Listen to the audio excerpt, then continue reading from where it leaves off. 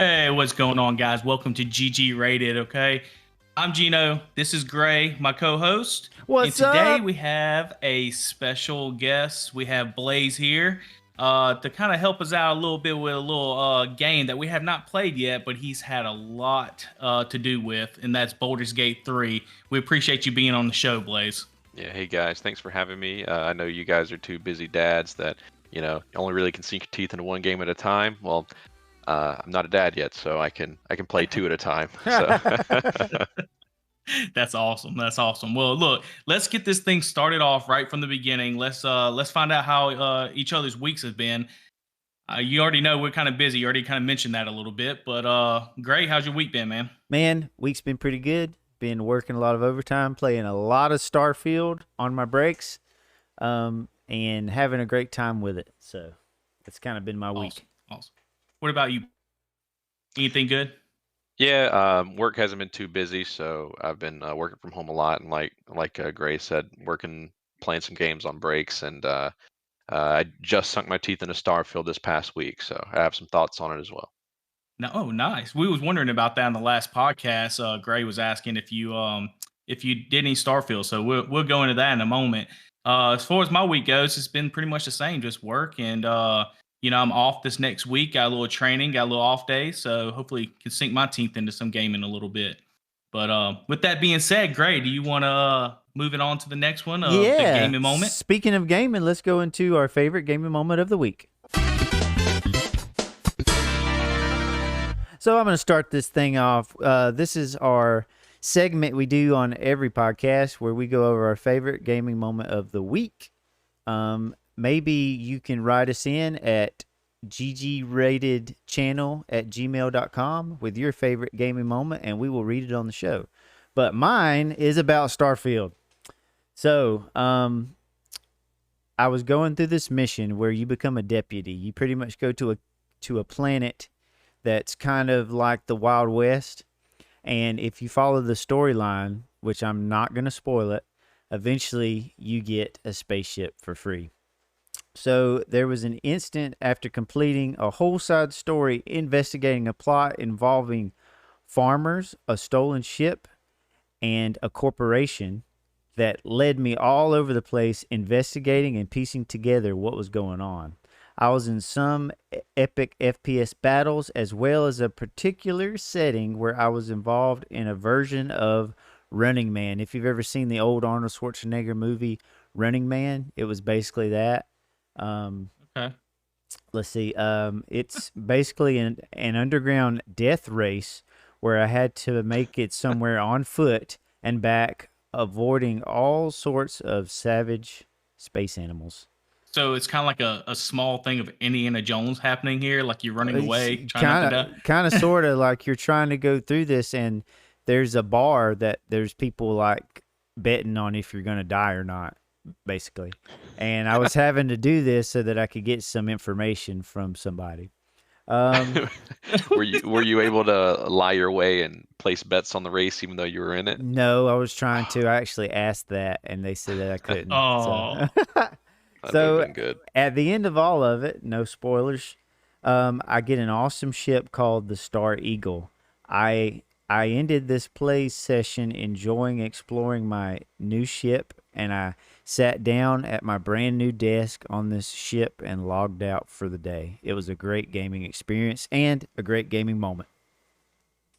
dude, that's pretty cool. So you ended up with a new ship. New With ship doing that's all got a that. bunch of rooms in it. Even has like a place to put folks in, like a brig.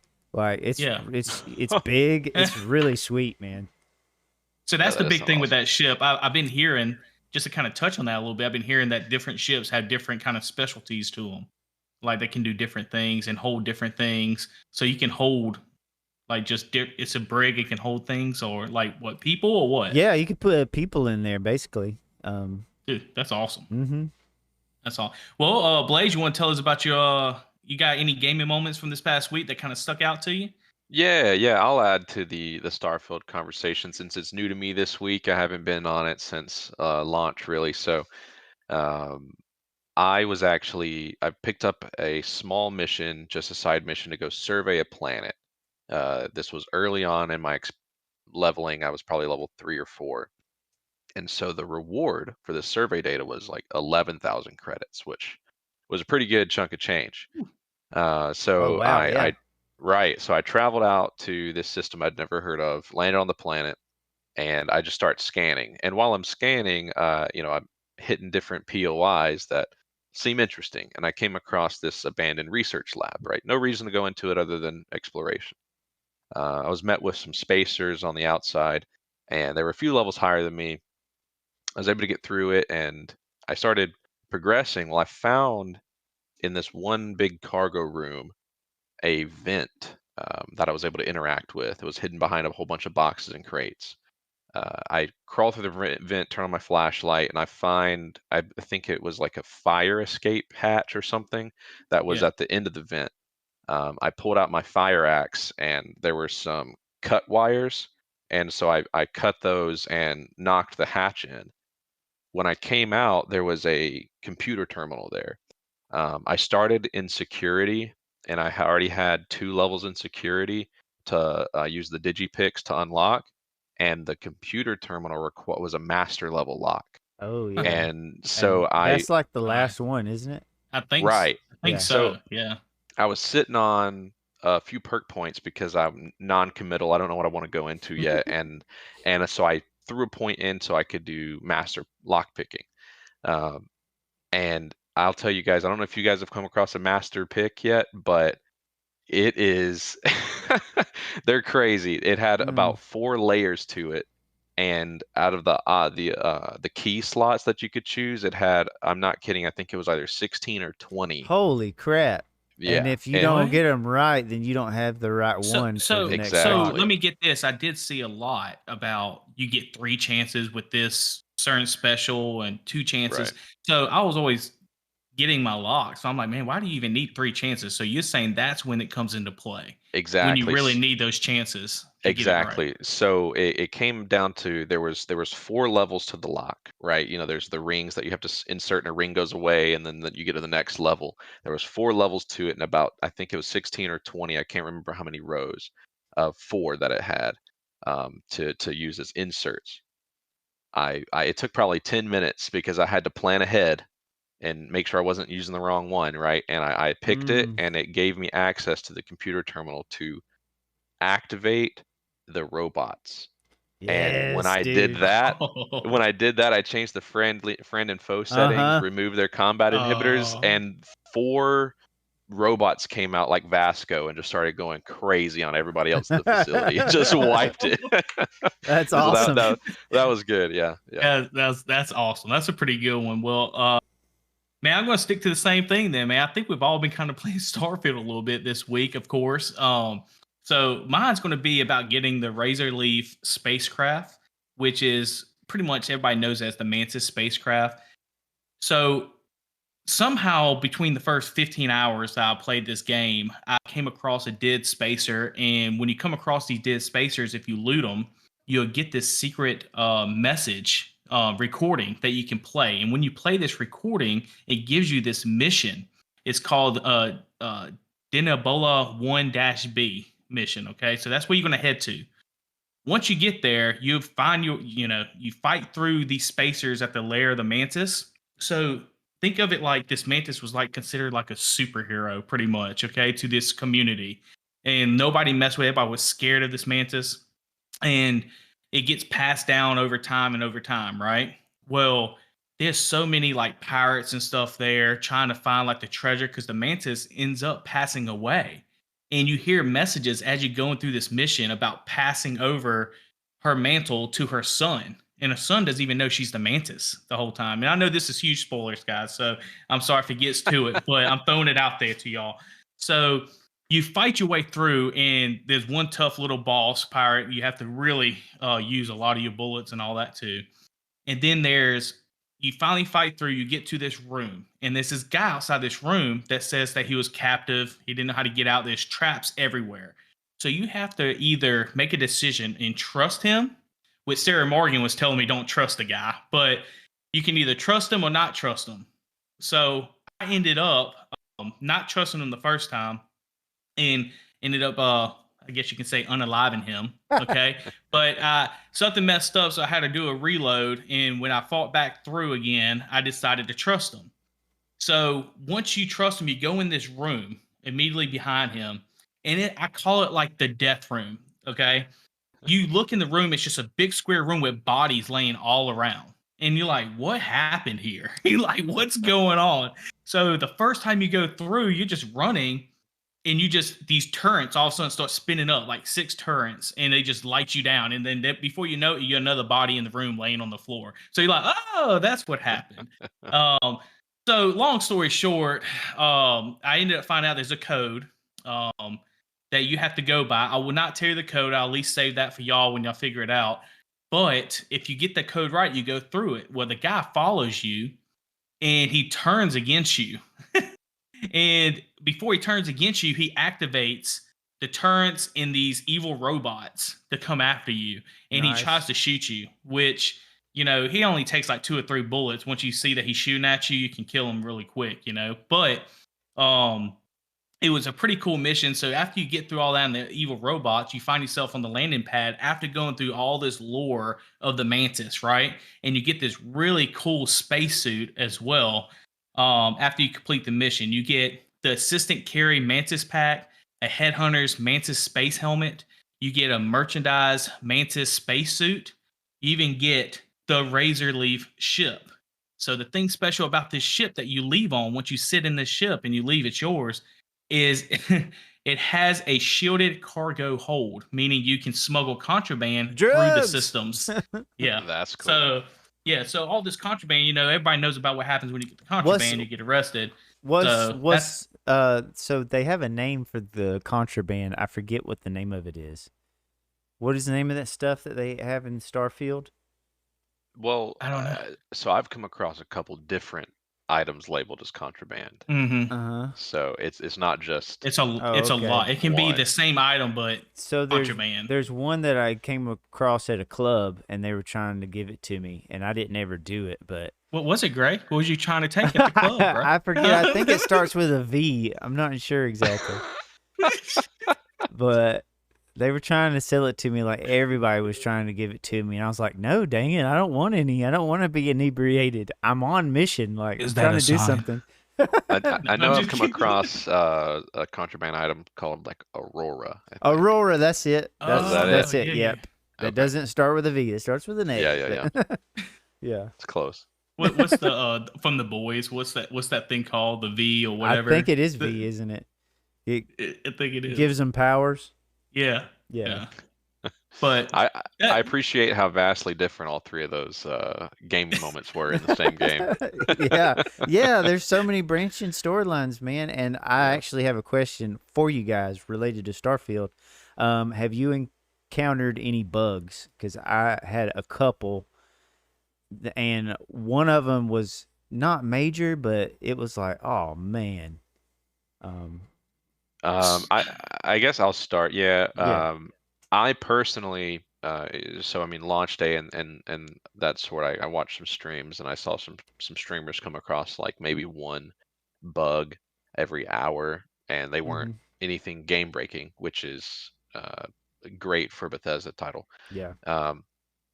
In my playing though, I came across my first, and I don't know if it's a bug or just an unfortunate series of events that happened, but it was actually right before I saved and got in here with you guys to record this. I was saving some people from some spacers. They were locked in their research facility, locked in behind doors, and they were like in an all-out war when I came in. And another wave came in, and I started throwing some frag grenades to take out like 20 guys. They just started rushing. And at the end, I'm chatting with them.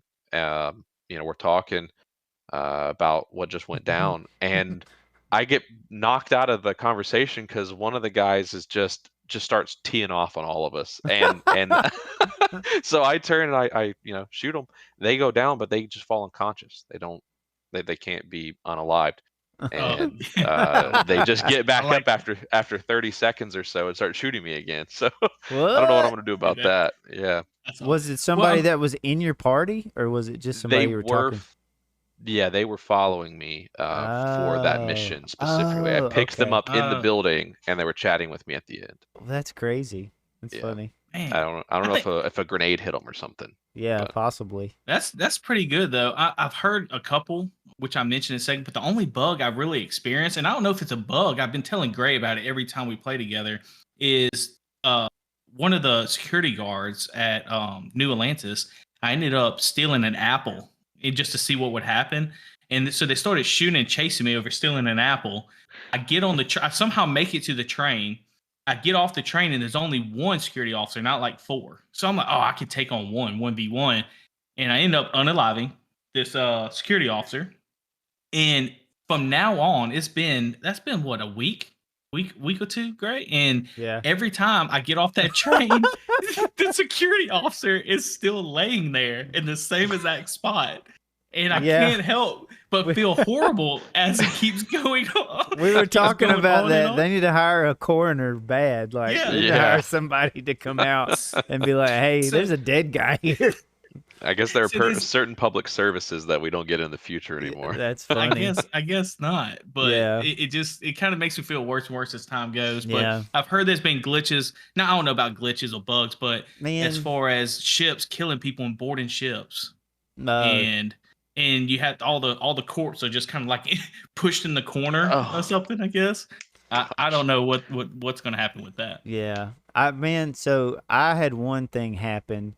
So I've had a couple of times where the screen would just keep on loading, which isn't a big deal. I just restart the game. I didn't really lose my place or anything. That could have something to do with the deck too, because I've been playing a lot on the Steam Deck.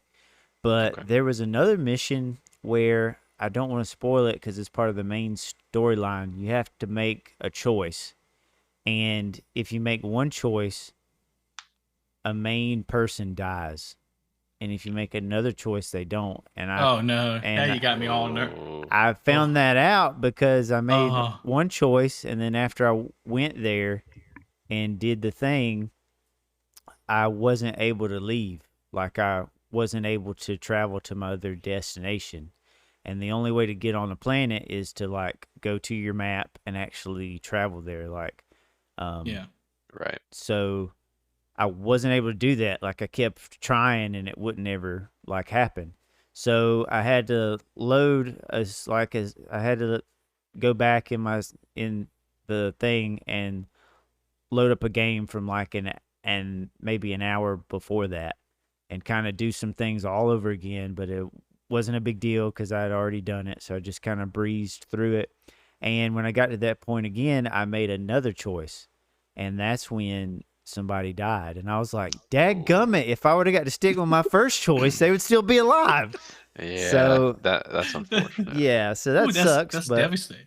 I know. Now that's and- going to give me more anxiety on every choice now. But Thanks a you lot, know, Gray. yeah, but you know, yeah. like, it's kind of cool because their death really hit me hard. And I was like, I wouldn't That's have cool, huh? been able to experience this of actually feeling lost in a game if this wouldn't have happened. So, like, Right.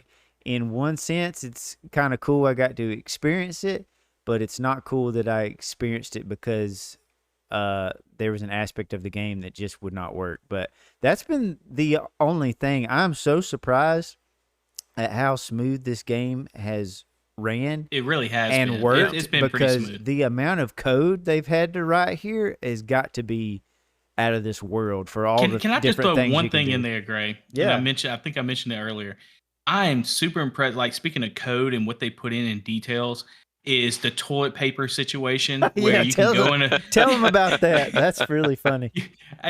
Everybody should know this, okay? Because it's a staple in every household. You can go in a bathroom, and if you see the toilet paper on the toilet paper holder being on the inside against the wall on the outside. Now, are you an inside or outside person? Who knows? But they give you the choice of selecting that toilet paper and moving it, coming out on the outside. You know what I'm saying? So, are you an inside person, Blaze, or outside? I'm an outside. They're There you going and go. pulling against the wall. You got to pull it. It comes up and over, and it's already coming towards you.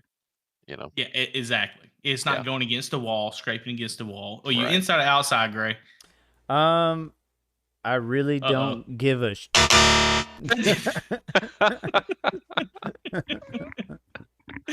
Go check right With now. Go check. With that being said, I think it's a great time to kind of leave Starfield for a minute and let's go into the news. Think, Gray. We're going in the news. Let's go.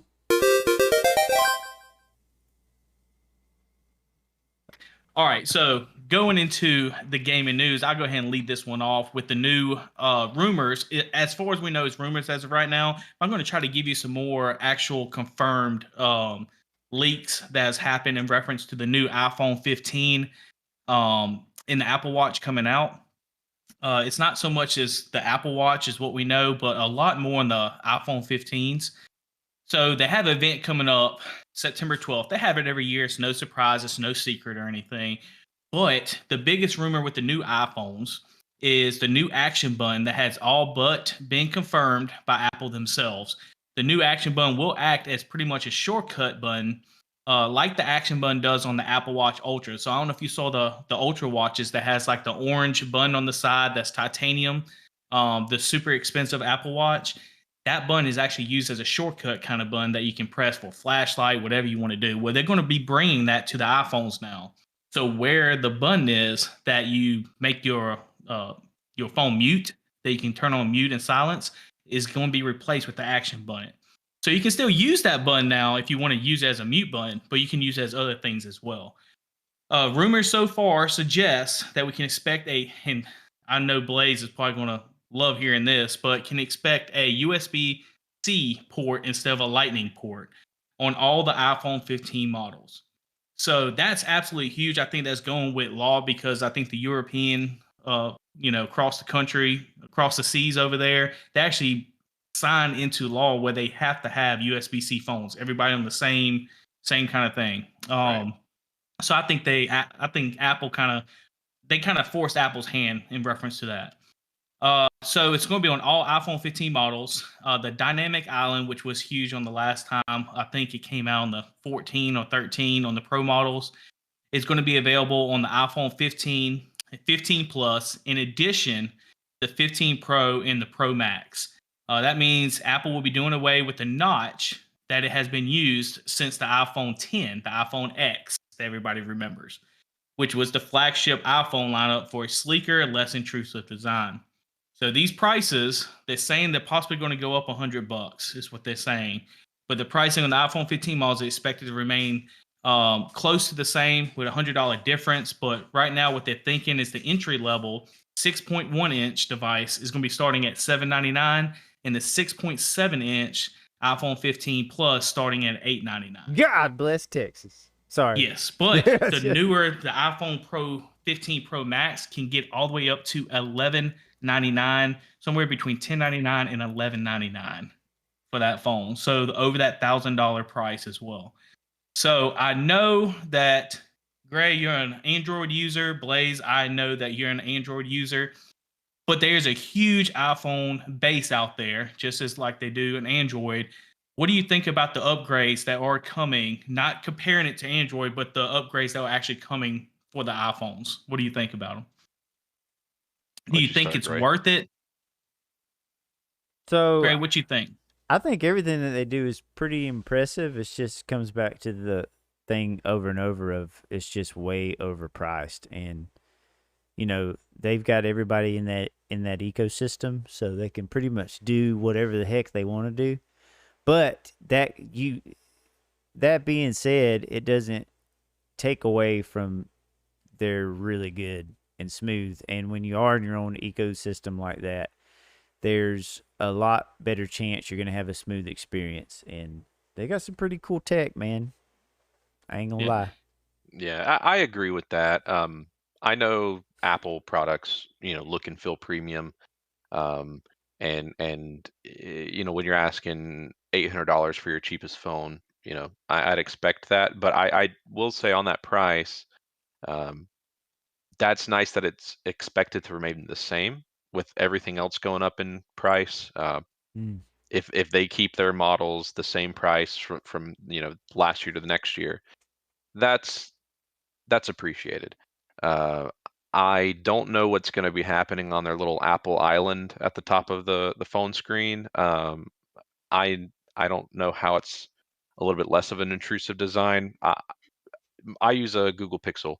I'm a beginning of the Google Pixel 8, and I'm in that Google ecosystem, Hmm. where all my apps are great. They work incredible on my phone and the Google Nest and everything. But it just has like a punch hole camera on the screen, which is, outside of having a notch or a Yeah. bezel, it has a punch hole, and it looks great. But Well, I think if they keep that price the same and are coming into the 21st century with USB Type C, then that's going to be much more user friendly for their I knew the fan base. punchline with USB-C was going to finally Yep. come. Yep. Yeah. But I will say this: I feel like a lot of times a dynamic island is kind of like a staple, kind of like the home button was the little circle at the bottom for the iPhone. And when they got rid of it, now the island was like the staple of the iPhone. Now Right. they're going to bring the action button, and the action button might be the new staple of the iPhone. That you don't have on Mm. something else. Right. So that's why I feel like now they can get rid of that dynamic island, and maybe it gets brought up by software instead of hardware that you see, right? Right. Because everybody doesn't like the island. It just Mm. it just they think it takes away real estate. You look at Android users, I know we're not going to compare, but let's just be Mhm. honest. Android users have been having phones for years where it's completely clear and there's no intrusive um, island on the top of blackness that'll cover up some of your pictures. So, Mm. Right. but hopefully it doesn't go up even $100 like they're talking about. Hopefully it does stay the same, and Right. everybody can look forward September 12th. If you haven't already, make sure you follow. Make sure you subscribe on YouTube as well. You can follow us on GG Rated Podcasts if you're listening now, and you can get a follow up, and we'll be sure to touch base and let you know. We're also on X, formerly known as Twitter, as well at GG Rated Channel. You can follow there, and we'll give you the latest updates in reference to maybe those new iPhones. See if they actually did stay Yeesh. the same price. Yeah, and speaking of Apple transitioning to the USB-C, it looks like the EU passed a new law that That's mandates it. a common charger across all consumer electronic devices sold by That's 2024. what we was talking about. Yep. Yeah, Yep. yeah. So that's basically it, man. Like, I don't think they would have done that otherwise. I don't know. Absolutely. Right. I think it kind of forced the hand, like I said, and I honestly, I kind of like it. I'm glad it's finally getting to that point. Faster transfer speeds, charging, everything universal. It's going to be great. Well, I did hear about the Type C chargers that they have a way, coming with these new iPhones. They have a way to that the phone recognizes if it's an Apple USB Type C charger and not a third party, What? That's and dirty, dude. you will not get your max charging speeds. Now that's an article I saw, Oh, and you might have a Dude, slower charging I speed would if you're not using a third doubt that. party. I would not doubt that Yeah. because if you try to receive a picture from an Apple phone to an Android, Uh, they will downgrade the picture. Yes, Like- the that quality is goes both down. ways though. Yeah. Now that is Yep. going both ways between both companies. But They're who playing started it first? I wonder. Like, who started that? that.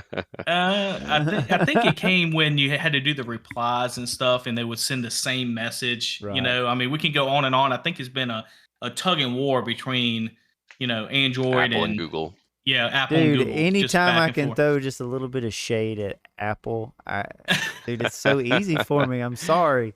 Leave my Same, Apple alone. same. Leave my Apple alone. Leave them alone. No Okay. issues. No issues. Okay. Yeah, so you can't use your nice 10-foot charger. You got to buy an Apple one for $80. Oh, I love that 10-foot charger, man. Well, look, with that being said, Gray, you think it is time to maybe get into Baldur's Gate 3 with Blaze and Yeesh. get a GG rating going? Yeesh. Let's do it. First, I'm going to explain what the GG rating is right after this.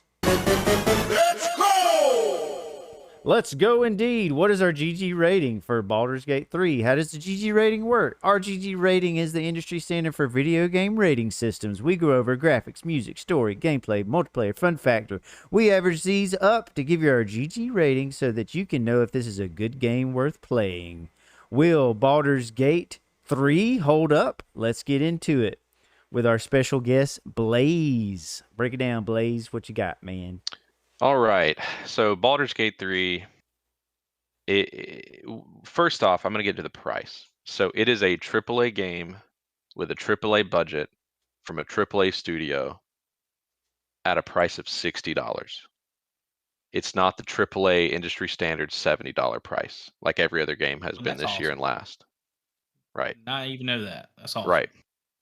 A little bit of background on it. So I myself grew up playing Baldur's Gate 1 and 2 that were published and produced by Beamdog. Back in 98, Baldur's Gate 1 was released. And in 2000, Baldur's Gate 2 was released. I was released in 94. So Yeah. that's how that goes.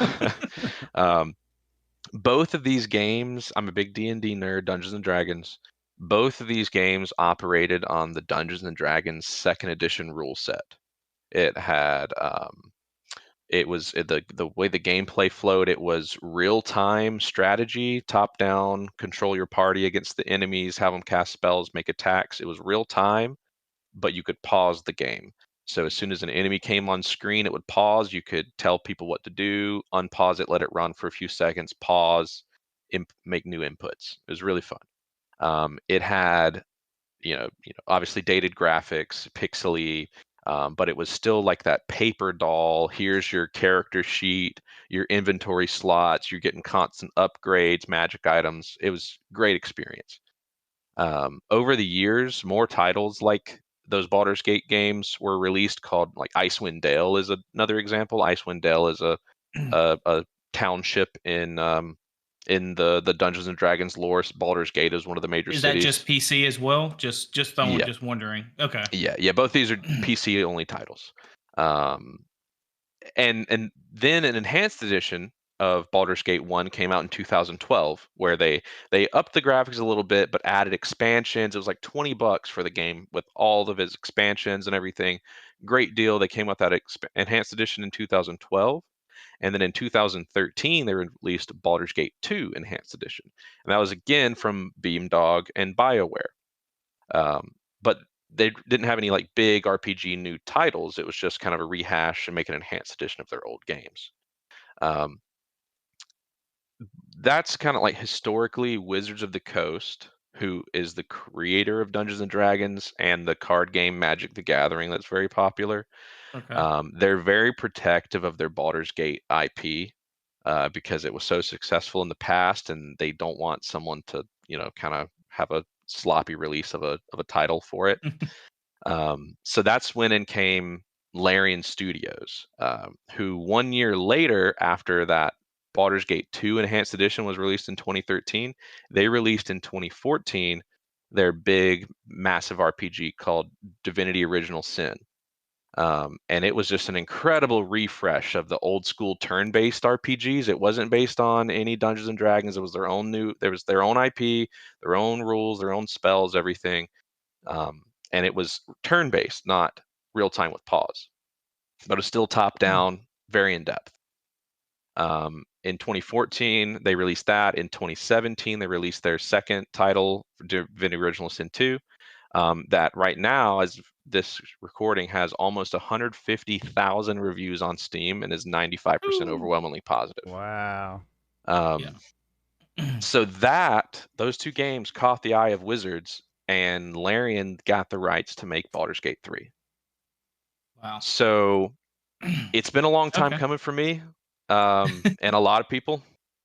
It's now based on the 5th edition Dungeons and Dragons rule set and has been video gamified out of necessity. Okay, so like an example, Bethesda. We just been talking about Yeah. Starfield, right?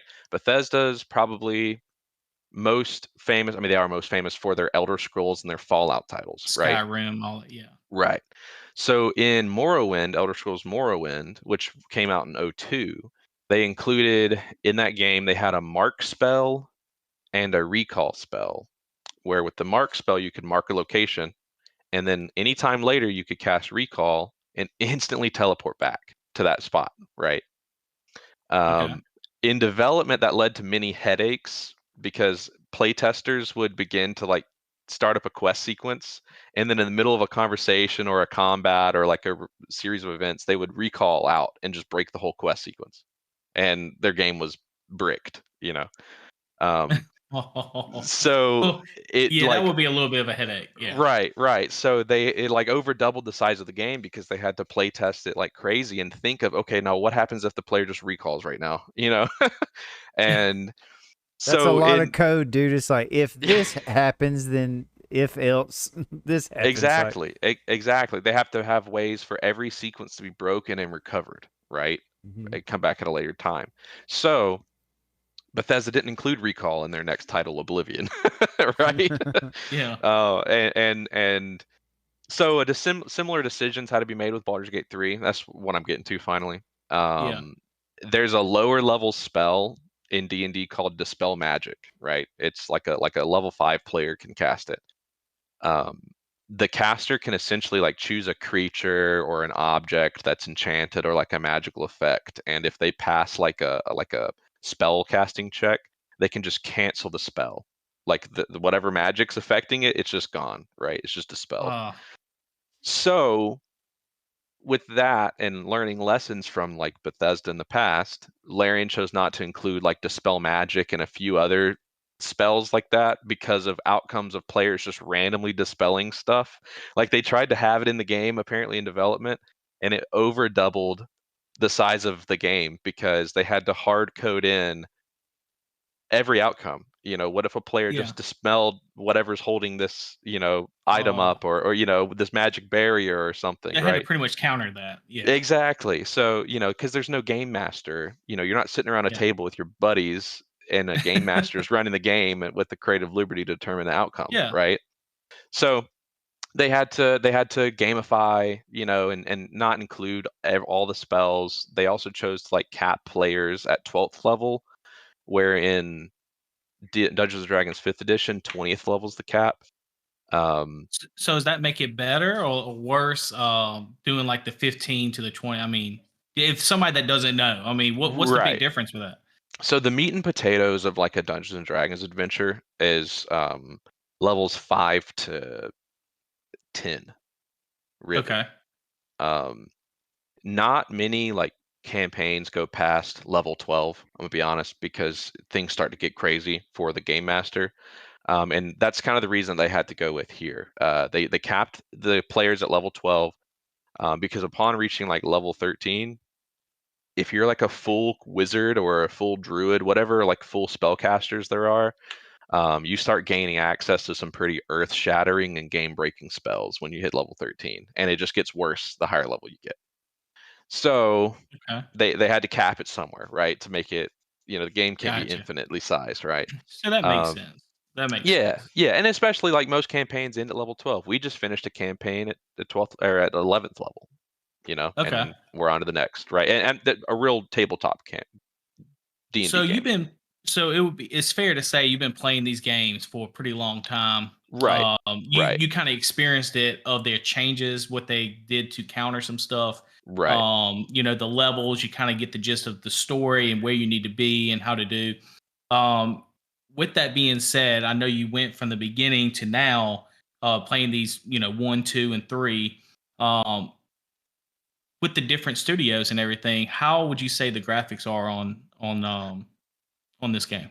Man, the Baldur's Gate 3 graphics are crazy.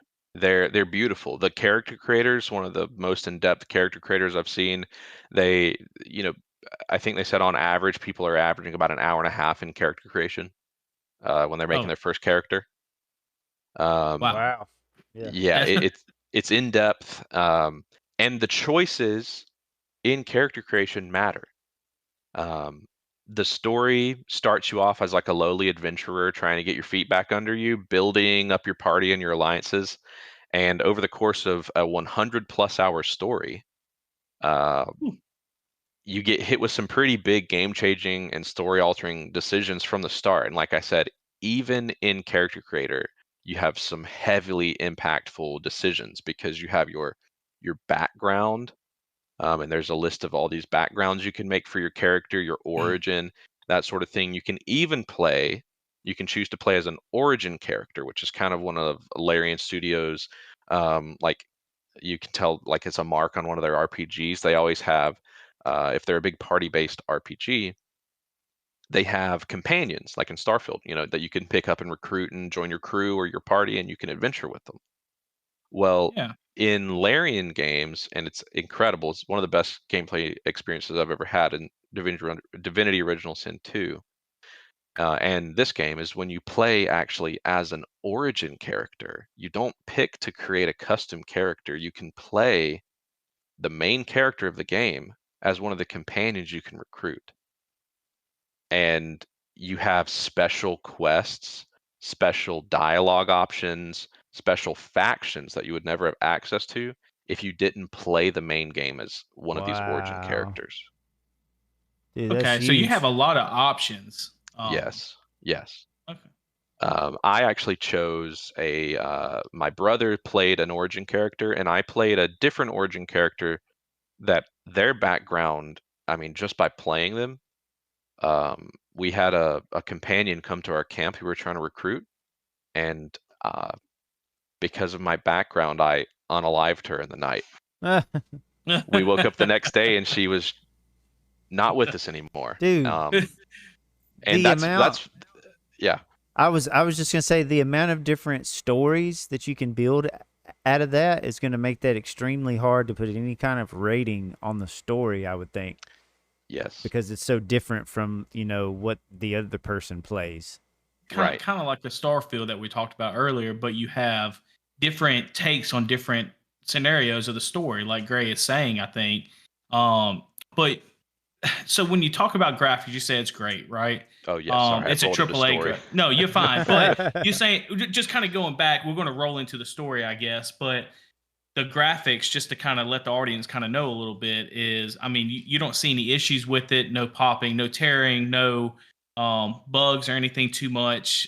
Pretty smooth, doesn't look kind of wonky or anything like that. No, so I've the only graphical glitch I've had in over 80 hours of playing in multiplayer the whole time. Um, in one cutscene, I had the character I was talking to. He was a dwarf.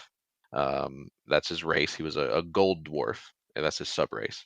And I'm playing as a tiefling, so I'm like a uh, half human, half devil mix. I have horns and all that, Yeah. and I'm taller and he's shorter, and he was looking up at me, but at first he was kind of looking off to the side, right? And then when he snapped to look at me, um his like the model for his head attaching to Mm-hmm. his torso, there was a thin one line of pixels that you could see, like the skin didn't mesh together, Mm. right? Yeah. And that was just because the two models weren't completely meshed, and I think that was because that one snap motion of his head. You should get Gray to do the neck back thing. I think he did that on another podcast. If you can Yeah. see it on the YouTube channel, he does it pretty good. Yeah, there you go. Yeah, yeah, Does it yeah. pretty good, but It was one of those, yeah. yeah. Um, But that's all. So, you got any questions for him on the graphics, Gray? In reference to that, or Yeah, so what do you I'm think? just interested in like maybe the atmospheric aspects of the rendering of things, and when you cast spells and all that, like how far out there did they go as far as making that look really cool? oh yeah, all the spell casting is heavy and impactful. There's even the sound design. There's thuddy bass when you come and you're like concentrating on a spell, getting ready to cast it. You're selecting your Mm. targets. Lighting effects bouncing off the walls, bouncing off the water liquids on the ground. Oh. If you cast an ice spell or a fireball, then the field will be covered in ice and people can slip on it if they don't make Mm-hmm. a That's dexterity awesome. save. You throw a fireball and it'll explode. If there's like wine barrels and oil on the ground, everything gets caught on fire and is burning. I mean, the spell effects in the game, the atmospheric lighting. You'll come into cellars or go down into the Underdark, which is like subterranean tunnels, and there's just fog settling. Um, you can Cool.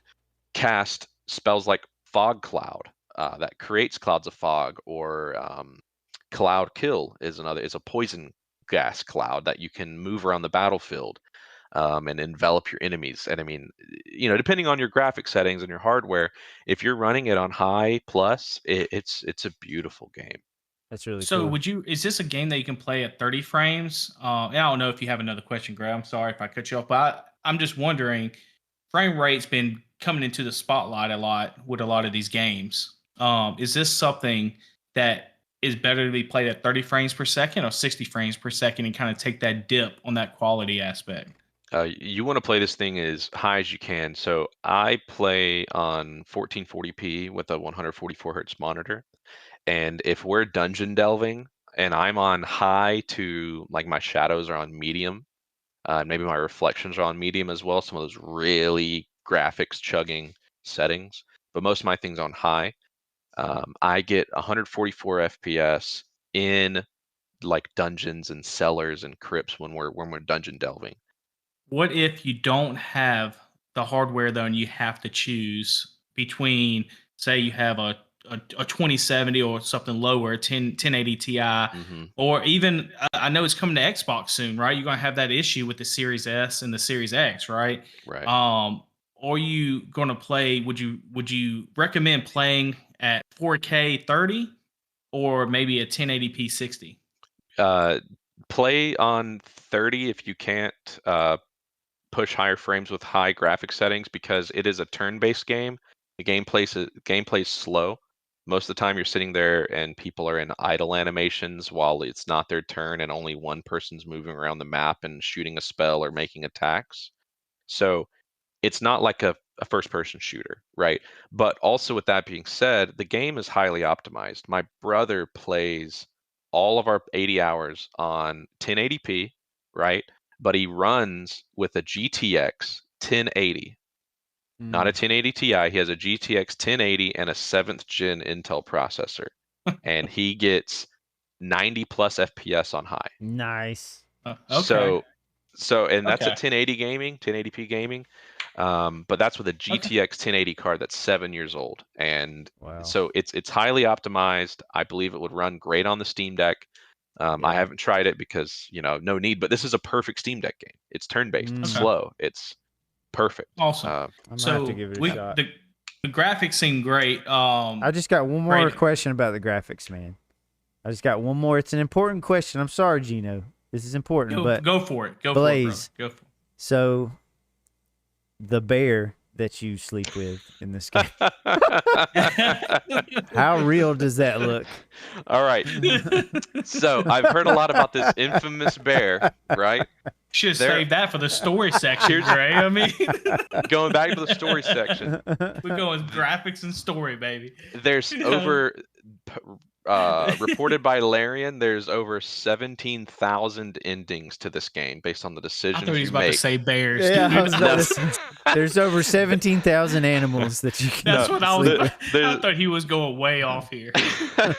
There's over 17,000 endings to this game based on the story decisions you make. And I am in one of those endings where I never came across the bear scene. Okay. Uh, So I think you have to have a druid in your party that can shapeshift into a bear. Right. And we were not running a druid at the time. That's funny. Yeah. or you going? Okay, I'm not going to go into that. I was going to ask I'm not on a play, not on no, a second playthrough. No, no, no, no. no. All right. Well, we got the graphics down. We've done a lot of the story in reference to kind of what you did. We kind of go into. Is there anything else you kind of want to add on the story aspect to it? Or you kind of pretty much covered that. Yeah, story's pretty much covered. I mean, like I said, over 17,000 endings is insane. Um, Crazy, dude. and crazy, Yeah, right? And there's over 170 hours of cutscenes. that's good to know. Yeah, that's good. I like 170 the hours. cutscenes. Some Wow. people don't like them too much. I like the cutscenes. It kind of gives you a break. I like the artistic style to them. So Hmm. that's pretty cool as well. Do you know anything in reference to the music? How is the music kind of immersive into this? Yeah, so I've seen countless TikToks on how catchy even just the intro menu music is.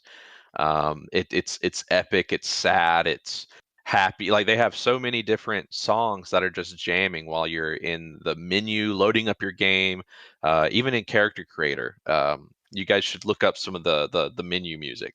Um, there are bards are a playable class in the game. They're like arcane magic casters that use music to generate magic, and you can carry around like a lute or a set of drums, and you can at any moment whip out, and you have songs that you can play as your character in game and get reactions, and all Oh, of that's those pretty. are, yeah, all of those are great.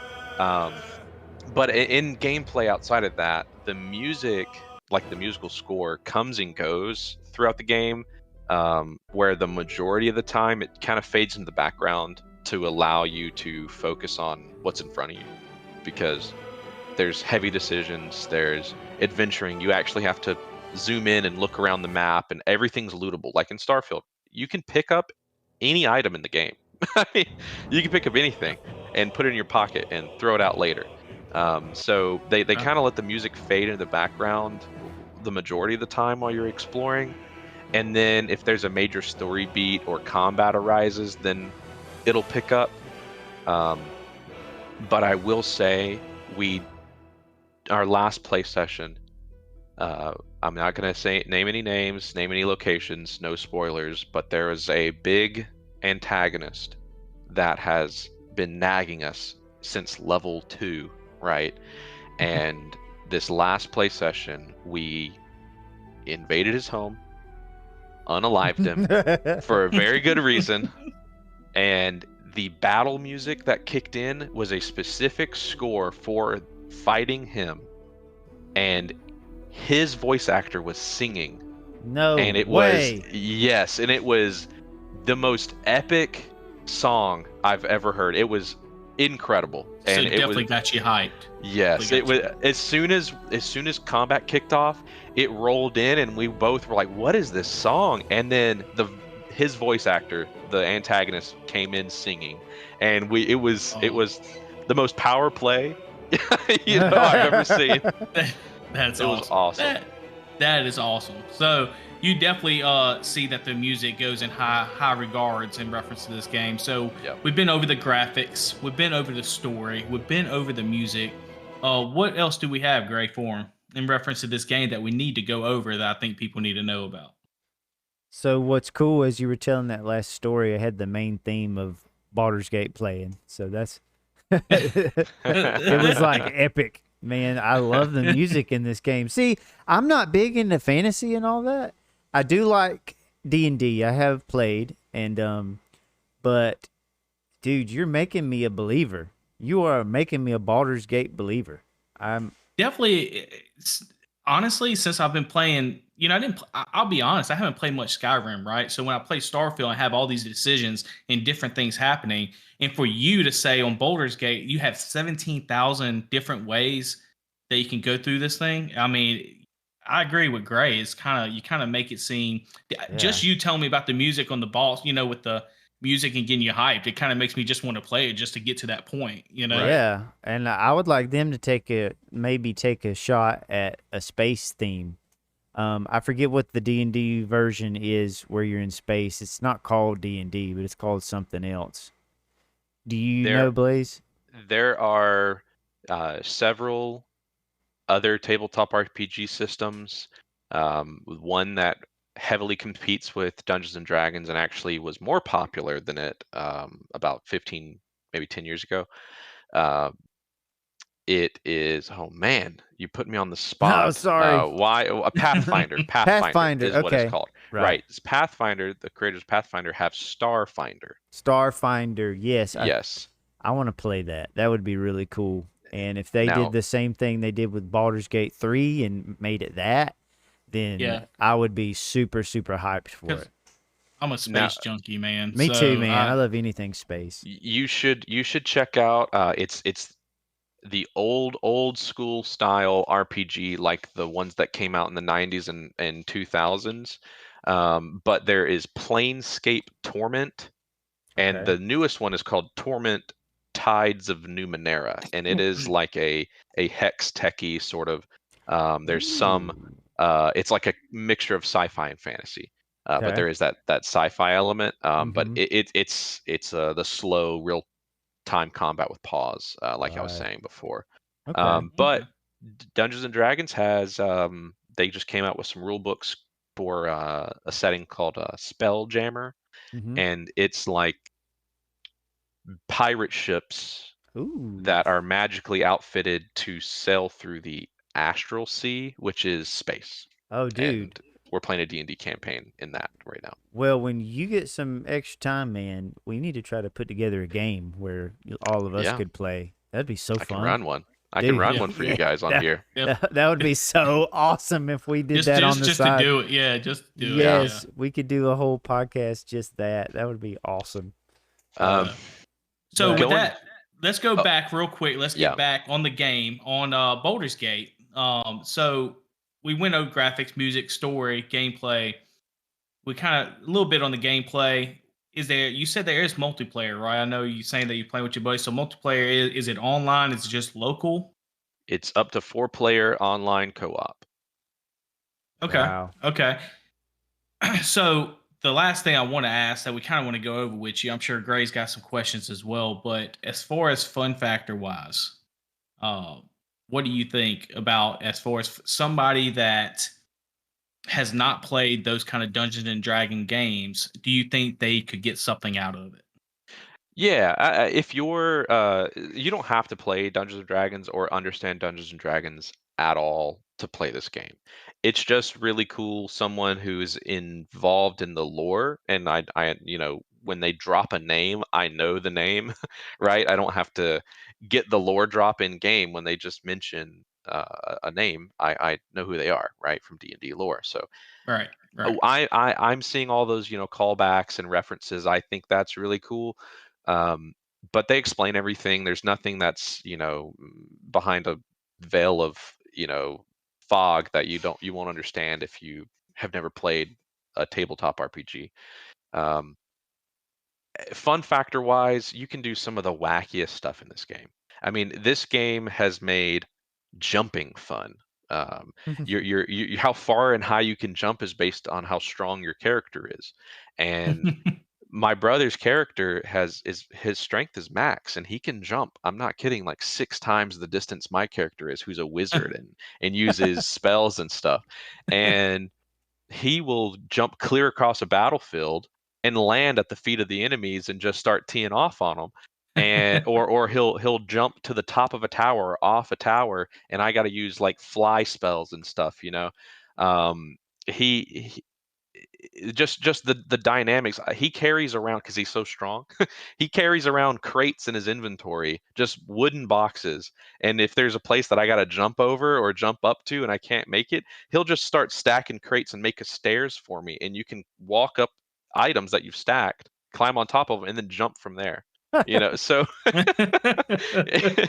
he carries step stools around for me, I mean, just the wackiest things. He's put 20 explosive barrels in a magic chest that reduces the weight of items you put in it, and then he's thrown the chest on the ground and destroyed it with like a fire arrow, and just out of nowhere 20 explosive barrels explode, and I mean, it's Oh, it's geez. crazy the wackiness you can pull off. The fun factor of this game's through the roof. That's amazing, man. Yeah. Yeah. That's awesome. Yeah, I do want to hint.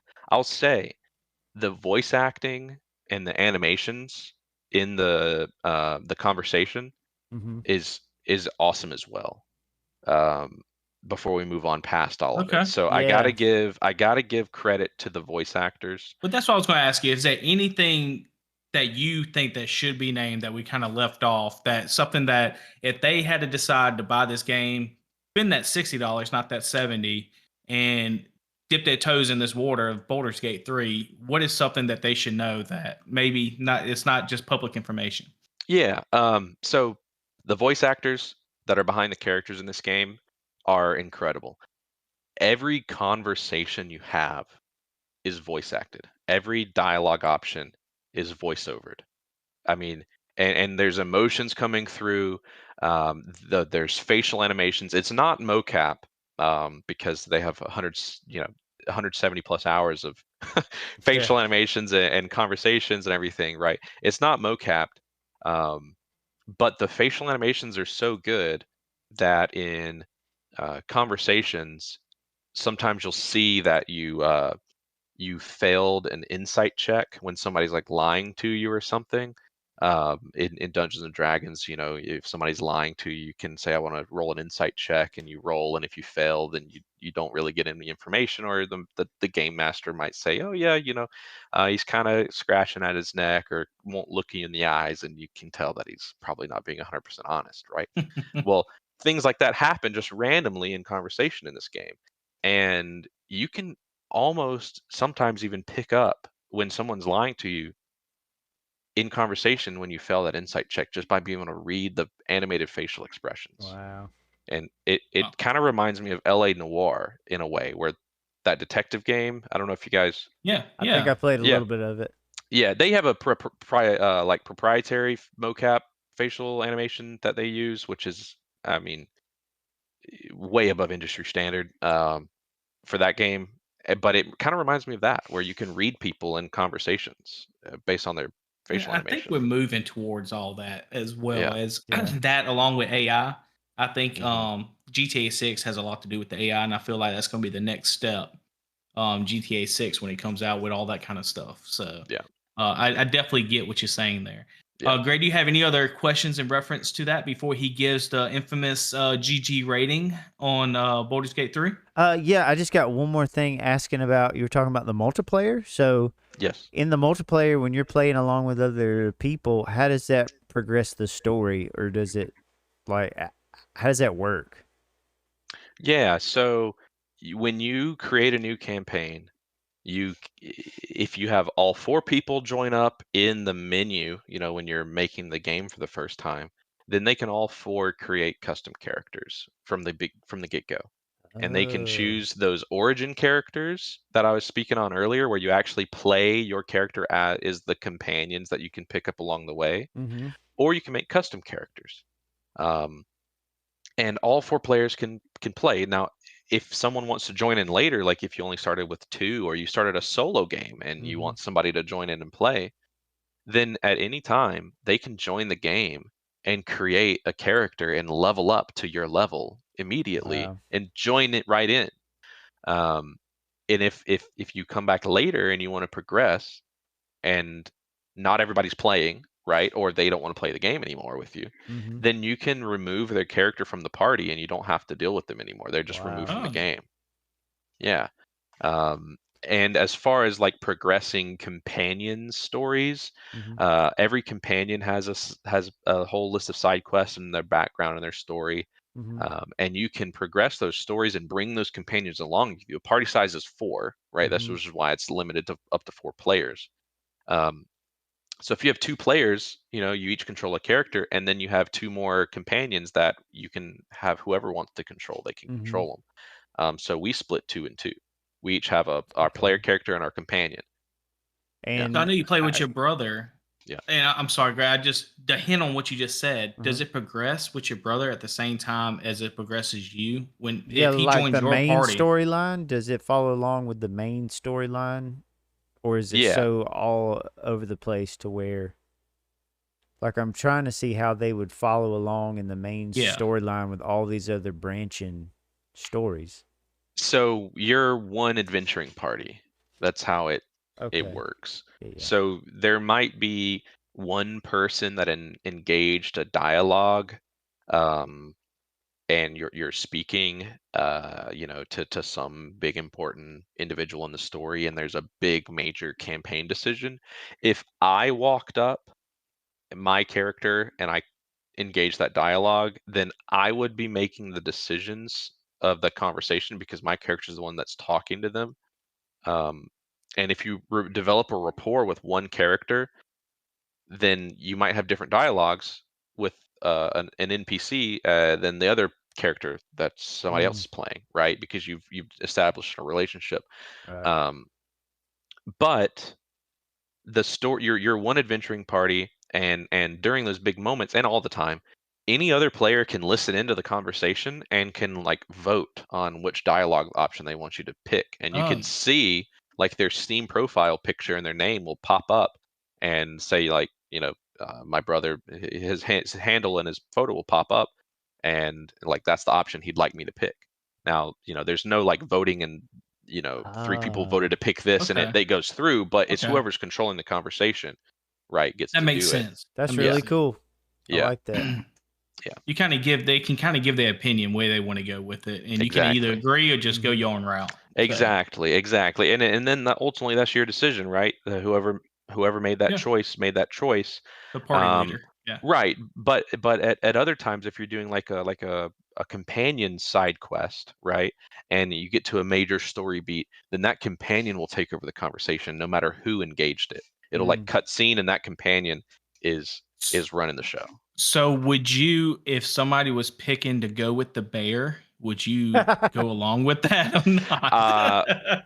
So you can there's a little checkbox, right? If you're having a conversation, there's a little checkbox that you can check that says private, and it will kick everyone else out and not let them see your cutscenes. Oh my gosh. That is You got to be hilarious. kidding me 'Cause there. you can You joking. No, you can romance anyone in the game pretty much. You can romance them, you can make a relationship, you can, and you have dreams at night when you're sleeping at your camp that, come up as Oh, I thought you were just private telling us you really conversation. had dreams. Okay.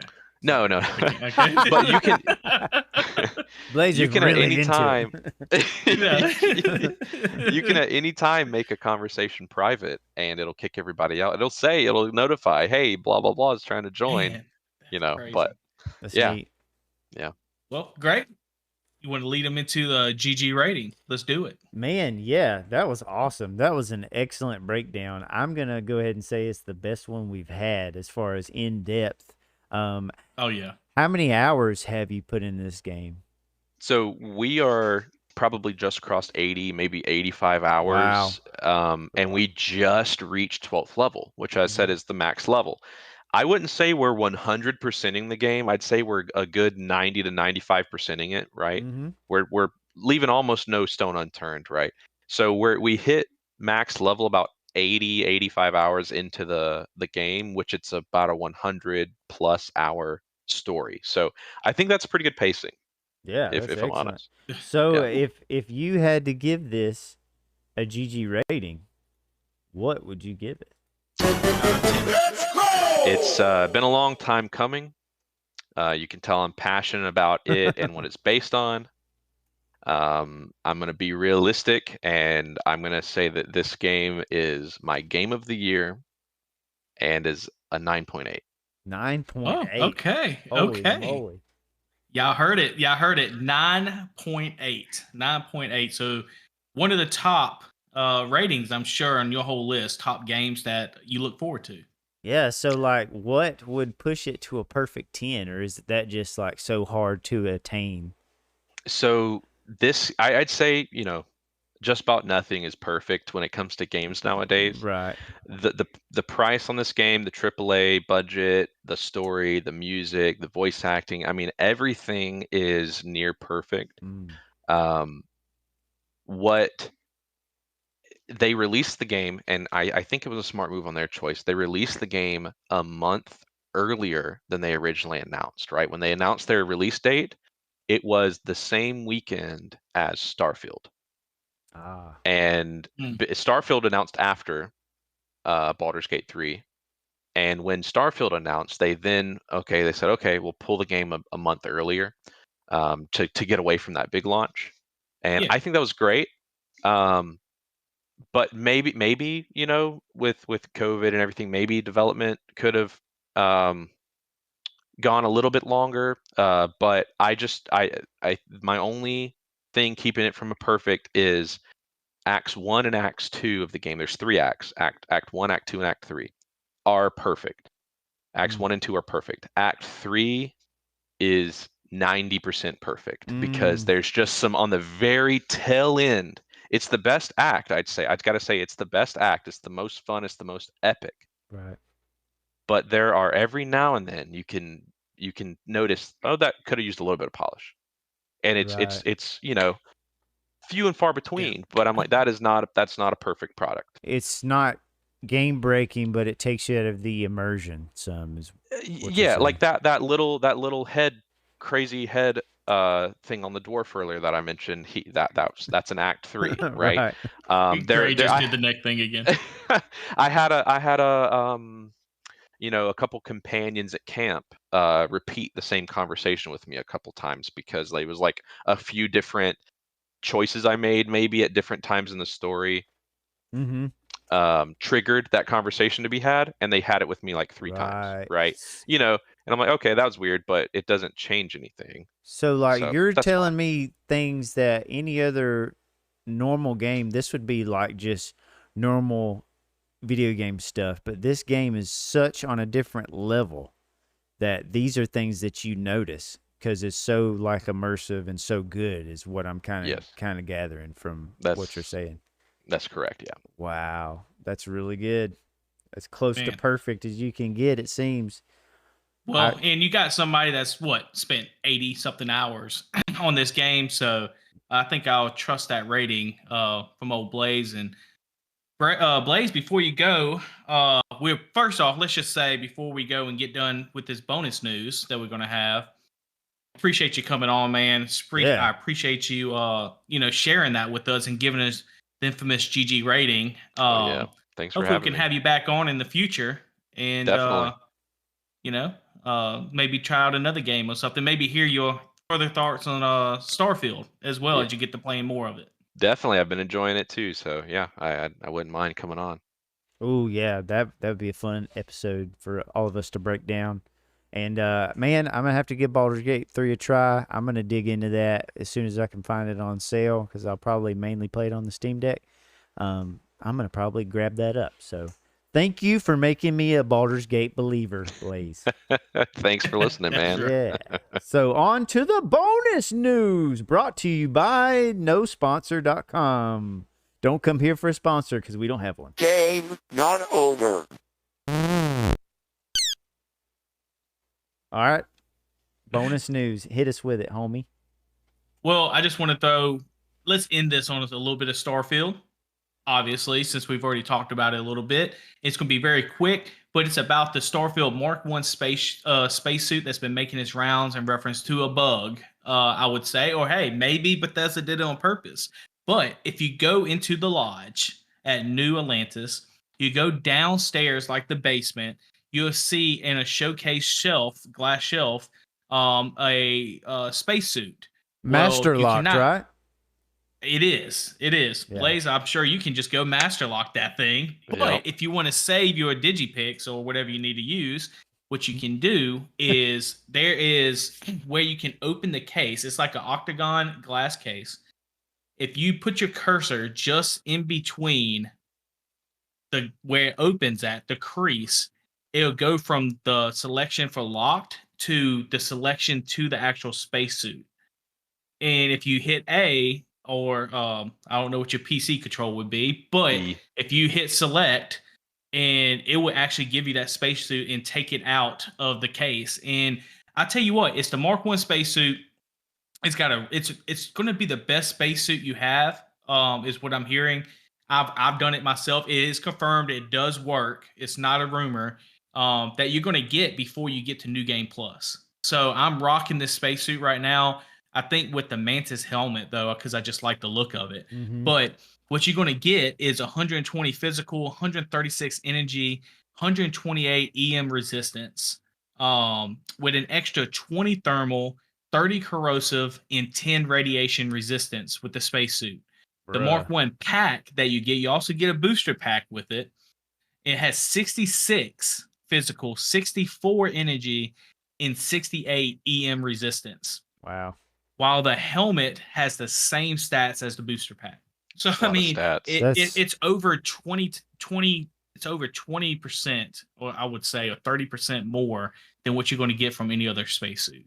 Bro, That's a lot. that's That's so a lot. tempting because I think I got like 15 advanced locks left before I get to master level. Well, you don't have to use it. You can just save it. Exactly. There But you go.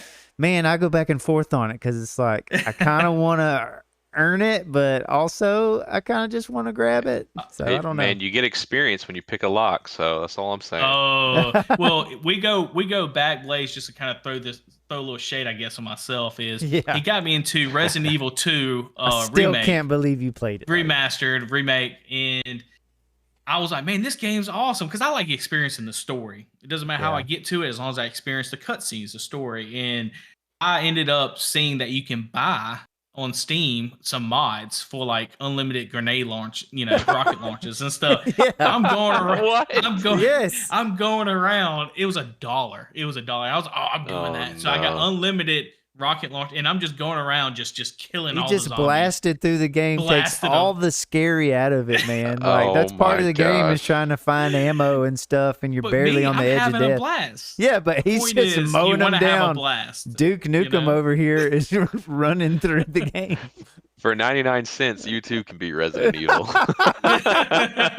Yeah, he made that whole game his B, if you know what I'm saying. Jeez. Yeah.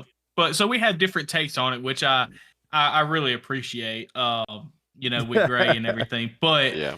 guys, that's if you want to do it, that's up to you. You don't have to do it. You can earn it the other way, but we can go that route. But Blaze, again, I appreciate you. I appreciate you coming on the stream. I appreciate you, telling us your side of the story on Baldur's Gate 3, and hopefully we have you back in the future. Yeah. Thanks, guys. Thanks for having me. Looking forward to another episode in the future, and hopefully I didn't talk your ears off too much about Baldur's Gate today. Not at all, man. Not at all. That's great, man. Thanks everybody for listening. And if you want to send us an email with thoughts, questions, or comments, it's ggratedchannel@gmail.com. We'll see y'all the next time. Thanks for listening, everybody.